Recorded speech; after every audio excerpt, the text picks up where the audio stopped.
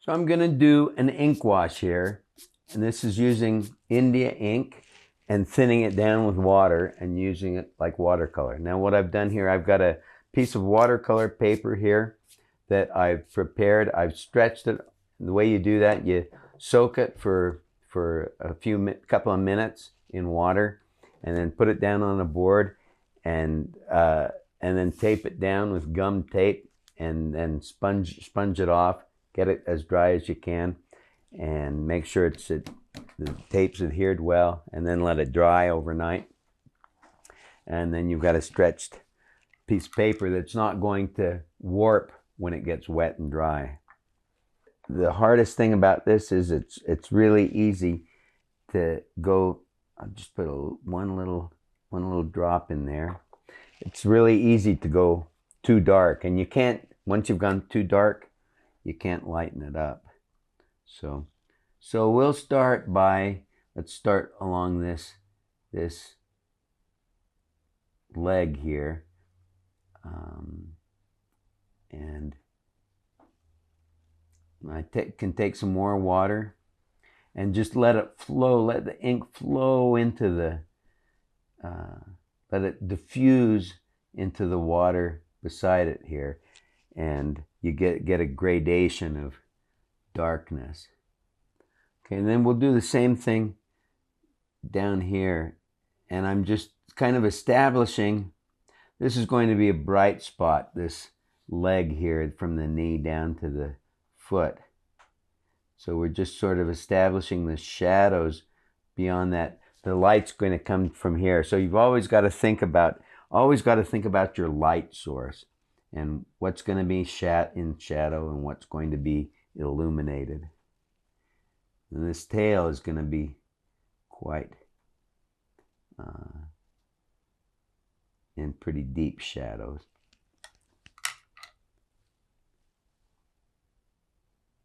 Use a bigger brush here. I'm just going to color this whole thing. Put a little bit more. The more you put on, the darker it'll be, and then the more ink you add to the water. I'm going to add a little bit more ink to make this a little bit darker. And it's just a process of building up your darks, getting it darker and darker with layer after layer.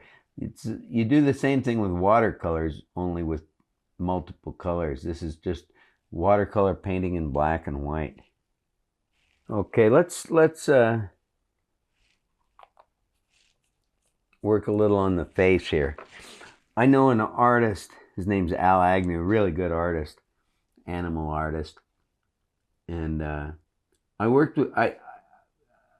at a show with him in California. He was at a booth next to me, and through the whole thing he was doing this beautiful little painting of a bobcat, and he saved the eye for last. He had everything done except for the eye.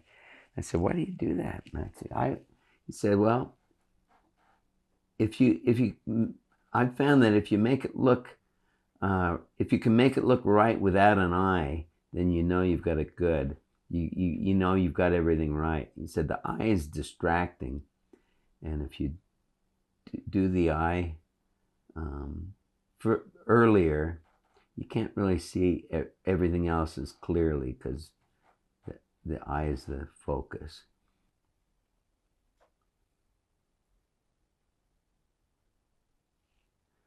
This little brush here, this is called a rigger. It's got, it's a fine brush with very long bristles, and was designed to people who painted ships, did paintings of ships. This was designed to paint the rigging. Because you can really load it up with paint or ink in this case, and can work for quite a while. You can draw, one long fine line that's pretty long with just one load of paint with the long bristles, and they're pretty useful for if you like painting in detail like I do. You can put just straight water down on the area you want to cover, and then adding to one side, and then let it diffuse across.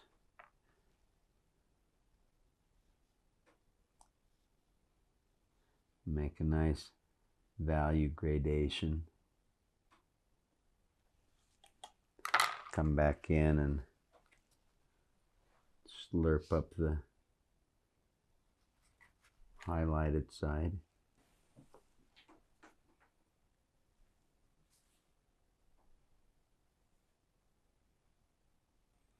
Again, I'm just kind of turning my brain off and painting shapes here. Doesn't really, the textures of the bark, nothing that has to be accurate about them. Just have to keep in mind where the light's coming from.